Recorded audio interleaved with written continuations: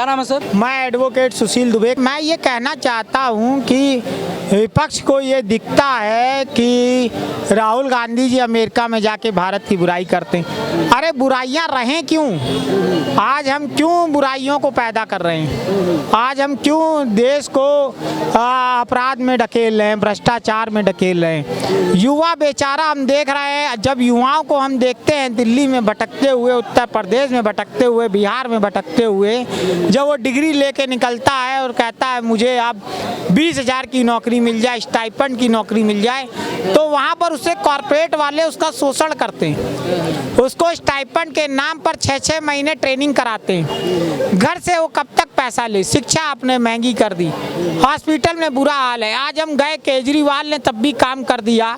दिल्ली के हॉस्पिटलों में एसी लगा दिया। जो लोग रोड पे सोते थे कम से कम एसी में सो रहे हैं, पानी तो मिल रहा है। लोग बाहर से आ रहे थे, बहुत स्थिति खराब थी। हम तो देखते थे कई लोग तो ऐसे आते थे बेचारे, हमारा भाई सही हो जाए, हमारी बहन सही हो जाए, हमारी वाइफ सही हो जाए, हमारी माता जी की तबीयत सही हो जाए, और वो घंटों भर लाइन में लगे रहते थे दिल्ली में। और लेकिन मतलब वो चाहते थे हमारे परिवार का सदस्य सही हो जाए, भले ही पैसा कितना भी लग जाए, चाहे हम कर्जे में डूब जाएं, क्योंकि पढ़ाई है, लिखाई है और ये दवाई है, ये इंसान को मार देती है। और केजरीवाल ने क्या कुछ गलत नहीं कहा। केजरीवाल ने कहा रिवॉल्यूशन की जरूरत है, क्रांति की जरूरत है। उन्होंने बोला कि जो सड़कों पे सोता था वो एसी में सो रहा है। मतलब बीमार आदमी सड़कों पे सोता है या हॉस्पिटल में सोता है? पहले ये बताइए आप। 200 रुपये रोटी खाएगा कि वो होटल लेगा? देखिए आज जो स्थिति हम देख रहे हैं पहले से बद से बदतर हो गई। आपकी बोतल ले सकता है? अरे देखिए गरीब आदमी, अब यही बात है। अब इन्होंने बात, अरे दिल्ली से बेहतर राज्य और स्थिति मुंबई की मानी जाती है, और मुंबई में सबसे ज़्यादा सड़क पर सोने वाले लोग देखे जाते थे। जहां रोजी रोटी मिलेगी आदमी सड़क पर भी सो करके जी लेगा, और जहां रोजी रोटी नहीं मिलेगी वहां सड़क पे भी सो करके मर जाएगा। तो बम्बई में हजारों की संख्या में पड़ जाती थी रात को। सुबह आप देखेंगे बड़ा अलग माहौल, रात को जो माहौल देखेंगे वो आपकी आंखों को फटी के फटी रह जाती थी। वो बम्बई कैसे चलती थी? क्योंकि वहाँ मिलती थी रोजी रोटी। अगर रोजी रोटी मिलेगी तो आप नंगे छत पे भी सो जाएंगे, घर में भी जमीन पर सो जाएंगे, सड़कों पर भी सोच करके आप अपने किसी दूसरे राज्य में परिवार चला लेते हैं। आज दिल्ली में कोई भी युवा भूखा नहीं सो रहा। केजरीवाल जी ने महिलाओं को बसें फ्री कर दी। आप भीड़ देखिए, जो 2 करोड़ की दिल्ली होनी चाहिए थी, आज 10 करोड़ आदमी है दिल्ली में। कितना झूठा इंसान! 10 करोड़! अरे भैया पहले सर्वे करा लो। 90%। अरे सुनिए 90% इंडस्ट्रियलिस्ट, कारपोरेट ऑफिसेस सब शिफ्ट हो गए कहाँ? गुड़गांव, नोएडा, फरीदाबाद। यहाँ सिर्फ कबूतर की तरह शाम को हगने लड़का आता है, सुबह शाम को हग लेता है, उसके बाद फिर नौकरी के लिए कहाँ जाता है? नोएडा जाता है, कोई गुड़गांव जाता है, कोई फरीदाबाद जाता है, कोई सोनीपत जाता है, कोई पानीपत जाता है। दिल्ली सिर्फ एक कूड़े की ढेर की तरह बची हुई है। एक कॉर्पोरेट ऑफिस नहीं डेवलप हुई, एक कॉर्पोरेट ऑफिस नहीं डेवलप हुई, एक इंडस्ट्रियल सेटअप नहीं डेवलप हुआ, एक रोड वर्ल्ड क्लास की नीट एंड क्लीन नहीं बनी, 1 किलोमीटर रोड भी नहीं बनी। केवल बनी तो सिर्फ 10 साल लूट। अभी ये कह रहे थे कि हम भारत को आईटी हब बनाएंगे। अडानी जी ने कल पेपर में आया कि $100 बिलियन अडानी जी चिप लेवल पे बनाने, चिप लेवल की सॉफ्टवेयर इंडस्ट्री डालने जा रहे हैं गुड़गांव, नोएडा में। ठीक है, एनसीआर है, चलिए दिल्ली से सटा हुआ है, विकास होगा। ट्रेनें सब बिहार, दिल्ली, यूपी कनेक्ट है। दिल्ली बढ़ता है तो हर जगह पैसा जाता है, रेवेन्यू जाता है, युवाओं को रोजगार देता है। अच्छी बात। आज मैं भारत मंडपम गया, 6 महीने बाद पहले भी आपने ये बात कही चिप लेवल की इंडस्ट्री लगाएंगे, क्योंकि अभी हम देख रहे हैं जो भी मोबाइल बिक रहा है सिर्फ भारत में असेंबल्ड हो रहा है। चिप लेवल की फार्मिंग नहीं हो रही। शिक्षा पे बहुत जोर देने की जरूरत है। फ्री शिक्षा होनी चाहिए। एक से एक सवाल एक होना चाहिए। खुद इनकी उम्र निकल गई, आज तक इनके परिवार में कोई चड्डी नहीं सिलता होगा, चड्डी नहीं बना पाता होगा। ये सोच रहे हैं 100 अरब की कंपनी एक दिन में लग के खड़ी हो जाएगी। बिजनेस है, मॉडल है, इनकम है, और उसे सफलतापूर्वक इस्टेब्लिश करना होता है। मार्केट लगानी है, कस्टमर ढूंढना है, इनकम जनरेट करनी है, सैलरी देनी है। किसी अरे गहरे के कहने के हिसाब से एक दिन में कोई इंडस्ट्री लगा करके अपना अरबों खरबों लुटा करके तुम्हें भी कटोरा दे दे और खुद भी कटोरा लेके घूमे, ऐसा इंडस्ट्रीज कभी नहीं करता। अरे इनके पास कुछ नहीं है। जिस दिन ये देखिए मरता छोटा आदमी है जो 1000-2000 रुपए लेके बैठा है मार्केट में, 5000 रुपए लेके बैठा है, 10,000 लोन ले नहीं सकता। गरीब आदमी क्या करे, EMI भरे कि घर का खर्चा चलाए। अरे ये तो इंडस्ट्रियलिस्ट हैं, ये तो कल चिप की फैक्ट्री लगाएंगे, 10,000 लोगों को रोजगार देंगे। दूसरे दिन ये शेयर मार्केट से करोड़ों रुपए IPO के नाम पर क्योंकि पैसा दे देंगे लोग, क्योंकि अडानी नाम है। तो आज आम आदमी को पैसा नहीं मिल रहा है, लेकिन बड़े आदमी को जल्दी मिल जाता है। आम आदमी 1 लाख रुपए के लिए तरसता है, 50,000 के लिए तरसता है। आम आदमी 10-10 फुट की फैक्ट्री चलती है आनंद पर्वत में, हालत जाके देख लो, बदबूदार ऐसी स्थिति शायद किसी जहन्नुम में कीड़े को नहीं मिली होगी जो इंडस्ट्रीज को मिली है। दिल्ली के किसी भी इंडस्ट्री का नाम बता दो जो साफ सुथरी हो, जहां नाली साफ हो, गली साफ हो, सड़क साफ हो, पानी हो, लैटरिंग हो। यहाँ तक कि पड़पड़गंज इंडस्ट्रियल एरिया में पानी ही नहीं आता, गंदगी है। झील गए वहाँ पे सांस लेना मुश्किल है, इतनी बदबू है। नरैना की इंडस्ट्री की बदबूदार सफोकेशन वाली स्थिति आप देख रहे हैं, मायापुरी की देख रहे हैं, बवाना की देख रहे हैं। ऐसी हालत अपने किसी दुनिया के इंडस्ट्रीज की हो जो जिससे आप कितना टैक्स लेते हैं? पहले 18% GST लेते हैं, फिर इनकम में 32% टैक्स, कुल मिला के हो जाता है 50% टैक्स। जो लड़का, मेहनती लड़का, इंडस्ट्री, भाई साहब कह रहे थे ना इंडस्ट्री फलाना ढकाना नौकरी, जो लड़का कमा करके इस देश को चला रहा है, 50% अपनी इनकम से दे रहा है, उसे आपने जहन्नुम से बदतर सड़कें, इन्वायरमेंट, गलियां दे रखी है। आनंद पर्वत में जाकर के आप किसी दिन सर्वे कर लीजिए, माँ कसम मैं कह रहा हूं, आप खुद गाली सौ देंगे सरकार को, नेता को, पॉलिटिशियन को और ऐसी विचारधारा को जो अपने इंडस्ट्री को इस तरीके की बदबूदार स्थिति में खड़ी करके चलने के काम कर रही है। व्यवस्था व्यवस्थित है ही नहीं है, कहाँ से आए? देखिए केजरीवाल जी काम कर रहे थे। केजरीवाल जी ने कहा हमारी किसी से लड़ाई नहीं है, जो हमारे लोगों को रोजगार देगा, हमारे लोगों को अच्छी व्यवस्था देगा, उस इंडस्ट्रियलिस्ट को हम सर पे रखेंगे। क्योंकि हम मानते हैं नहीं, केजरीवाल जी को काम नहीं, जेल भेज दिया गया। जैसे ही महिलाओं को बसें फ्री की गई, हमारे ऊपर भार था, हमने कैसे, हमें दारू नीति में फंसा दिया गया। आज कौन से स्टेट में दारू नहीं बिक रही? हाँ, ये होना चाहिए कि दारू पी के लॉ एंड ऑर्डर मेंटेन रहे, कोई किसी को परेशान ना करे, किसी महिला का उत्पीड़न ना हो, इस पे लॉ एंड ऑर्डर कंकुश है। और केजरीवाल ने तो कहा कि हमने महिलाओं को अब 1000 रुपये देने जा रहे हैं, है ना। हमारी जल मंत्री आतिशी जी ने कहा कि फाइल बिल्कुल अप्रूव्ड है, LG साहब रखे रहे। अब जाके जब भाजपा ने देखा कि जनता का प्रेशर पड़ रहा है, सरकार दिल्ली में बन नहीं पाएगी, तो क्यों भाई, आप जब 20,000 करोड़ 60,000 करोड़ महिला आयोग के नाम से निकाल देते हैं, तो आज हर महिला पूछ रही है कि भाई हमारे नाम से पैसा जब आता है, क्योंकि जब अटल बिहारी वाजपेयी जी कहते थे कि ऊपर से जब 1 रुपया चलता था तो नीचे आते आते वो 5 पैसा। ये बात राजीव गांधी ने बोली थी, सुनिए पूरी बात सुनिए। और राजीव गांधी जी ने भी यही बात कही थी, लेकिन उसमें अटल जी ने याद दिलाया। हाँ, किसने की थी? तो आज डायरेक्ट भ्रष्टाचार की शुरुआत किसने की थी? राजीव गांधी ने। विकास का एक मॉडल का मैं पर्चा खोल देता हूँ। दिल्ली में 25 से 30 लाख में कमरा बना, जबकि फ्लैट की कीमत कितनी है? 12 लाख से 1 BHK, 21 लाख में 2 BHK, 30 लाख में 3 BHK।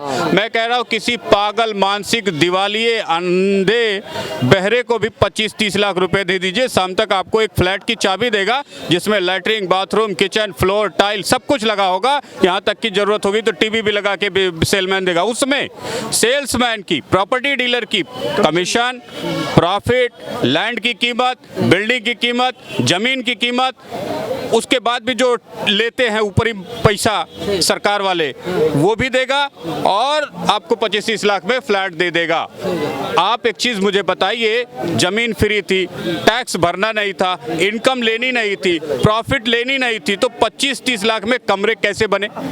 ये भ्रष्ट, वो भी 10,000 कमरे जब एक साथ आपने बनाए तब आपने कितना लूटा होगा अंदाजा लगा दीजिए। 4-5 लाख रुपए का कमरा 25-30 लाख में बन के 80% से 85% धन दिल्ली के लोगों के टैक्स का भरपूर तरीके से लूटा गया।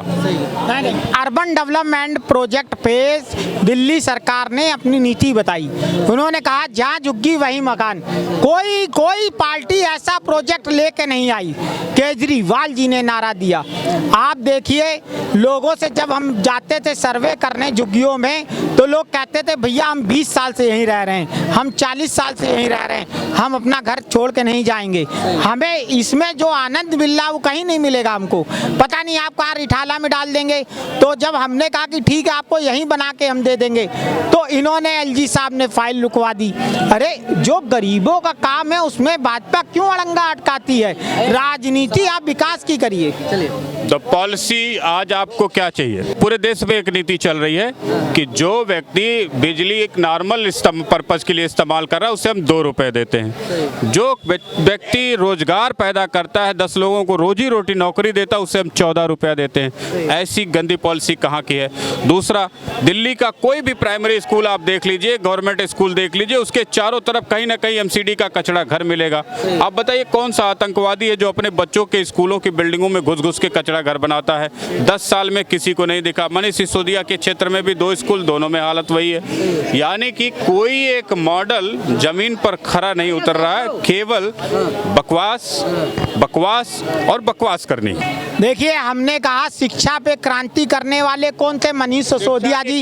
जब उन्होंने ये बात कही 25 लाख में कमरा, 25 लाख में कमरा मेरे बच्चों ने कमाया, दिल्ली के बच्चों ने कमा के आपको पैसा दे दिया, तो आप 25 लाख में कमरा बना रहे हैं, उसकी भी छत टूट रही है, पंखे गिर रहे हैं, विंडो टाइलें उड़ गई।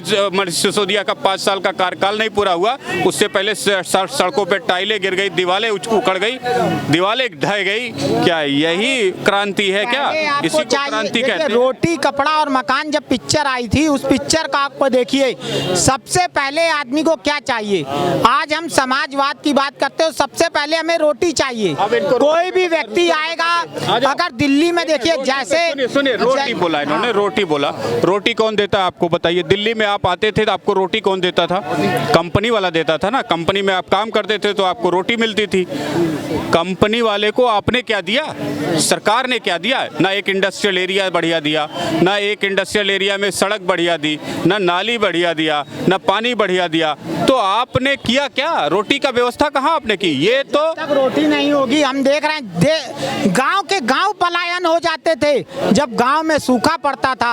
हमारा भी गांव है, हम लोग भी जब पूछते थे कि हम लोग उस गांव में थे, इस गांव में कैसे, अब तो शहर में आ गए, सब शहर में हो गया, पिताजी रिटायर हो गए, हम लोग भी अब यहाँ राजनीति इधर उधर देख। तो आज देख रहे हैं कि जब जहाँ जो जैसे गांव में सूखा पड़ गया, अब पता लगता था ये जो जमीन है इसमें कुछ नहीं उपजेगा, तो रात के रात लोग निकल जाते थे, दूसरे गांव चले जाते थे या ऐसी जगह चले जाते थे जहाँ पानी हो, क्योंकि जब कुछ होगा ही नहीं। क्योंकि सबसे बड़ी जो भूख है, कहते हैं ना भूख की भी एक मर्यादा होती है, भूख एक साहित्य है बहुत बड़ा। जिसने रोटी पे जवाब तो दिया, आप कहना क्या चाहते हैं वो स्पष्ट करिए। मैं कहना ये चाहता हूँ, आज हम रोटी कपड़े और मकान की बात, देखिए बेसिक यही इसी पे बात होना चाहिए। मकान कौन देगा आपको? अरे मकान जहाँ केजरीवाल ने कहा, अगर केजरीवाल जी को जेल में डाल रखा है, हमने कहा उनको निकाल। सुनिए, केजरीवाल ने समाज की, राजनीति की, धर्म की, न्याय की, सबकी अरे ये सब सारी नैतिकता को पार कर दिया है। चीफ मिनिस्टर तिहाड़ में बैठ करके मुख्यमंत्री बना हुआ है, तो तमाम जो तिहाड़ में बैठे लोग हैं सबको फिर से नौकरी पे वापस अपॉइंटमेंट कर दो ना भाई। सारे गुंडे, मवाली, अफसर जो भी सरकार ने पकड़े, इस देश की पुलिस ने पकड़े, उनको फिर से अपॉइंट करके उनकी सैलरी मेंटेन करो। विपक्ष के सारे ही वही पद दे दो जैसे मुख्यमंत्री को मिला हुआ है। चाहे अखिलेश है, चाहे कांग्रेस है, चाहे आम आदमी है, सब करप्ट है। खाली बीजेपी को छोड़ के कि बीजेपी दूध की धुली हुई है, वो गंगा दूध में नहाती है। बीजेपी पे 100 आरोप लगाओ ना भाई, खाली ऐसे गोल मटोल बात नहीं करनी है। कोई मुख्यमंत्री तिहाड़ से मुख्यमंत्री पद चलता है क्या? यार बताओ यार। तड़ी तो केजरीवाल कहाँ पर है? केजरीवाल कहाँ पर है? और राहुल गांधी तो बेल पे हैं। केजरीवाल जेल में, राहुल गांधी बेल पर। इनके बारे में बात कर लीजिए। अब भाग गए 2 मिनट के अंदर। अरे सर, ये केजरीवाल की बात कर रहे हैं। केजरीवाल ने क्या ऐसा काम कर दिया दिल्ली में, बताइए ना। ये आज जो झील बोल रहे थे, झील बनवाएंगे, बारिश होती है तो पूरा गड्ढा भर जाता है, पूरे रास्ते जाम हो जाते हैं और ट्रैफिक लग जाती है। अब बात करवा लो इन लोगों पे। अब बताइए, हॉस्पिटल चालू करवा दिया है, कौन सी दवाई अवेलेबल है वहाँ पर, कौन सी मशीनें अवेलेबल है? पूरा अवेलेबल नहीं है। और ये इसको 2-4 स्कूल बनवा के उसमें पेंट करके दिखा रहे कि हमने स्कूल बनवा रखी है। और इसी दिल्ली में एक किंतन नाम के बच्चे का मर्डर हो जाता है, इसके बारे में केजरीवाल के बारे में नहीं बोला जाता है। और ये दारू घोटाला करते हैं। ये एक मुख्यमंत्री जो सिटिंग मुख्यमंत्री है, दारू का घोटाला करेगा। इससे पब्लिक का करना क्या चाहते हैं लोग? पब्लिक जिताया था दारू घोटाला करने के लिए। दारू घोटाला नहीं था, ये कंपनी की स्कीम थी और इसमें सरकार बिल्कुल नहीं है। उनको अपना प्रोडक्ट सेल करना था और ऐसा कोई नहीं। आप यूपी में चाहिए 40,000 करोड़ की दारू बिक रही है डेली। आप 40 करोड़ जनता आप देखिए। और बाबा को अगर बोला जाता दारू बंद कर दो, अरे राजस्व खत्म हो जाएगा, हम विकास के काम कैसे करेंगे हम? अरे एक पे एक फ्री मिलने से पहले भी तो दारू बिकती थी दिल्ली में। देश में आप विकलांगों को उत्तर प्रदेश में तनख्वाह नहीं दे पा रहे हैं, पेंशन नहीं दे पा रहे हैं, आप किस आधार की चलाएंगे? तो बताइए ना, जितने भी डीटीसी बस में वो खड़े थे, कंडक्टर खड़े थे, उनको सैलरी क्यों नहीं दिया गया? उनका सैलरी क्यों खा लिया गया? सिविल डिफेंस वालों का सैलरी क्यों खा लिया गया? आप बताइए सर। अरे सर, एक बात बताइए, जो इंसान दारू घोटाला कर रहा है, जो औरतों के लिए पिंक ठेके खुलवा रहा है, जिसके सरकार में डीटीसी बस घाटे में है, बिजली पानी घाटे में है, और उसके बाद वो विकास की बात करता है, झीलें बनवा के क्या काम करना चाहते हैं भाई? अरे सर, एक बात बताओ, सबसे करप्टेड पार्टी यही है।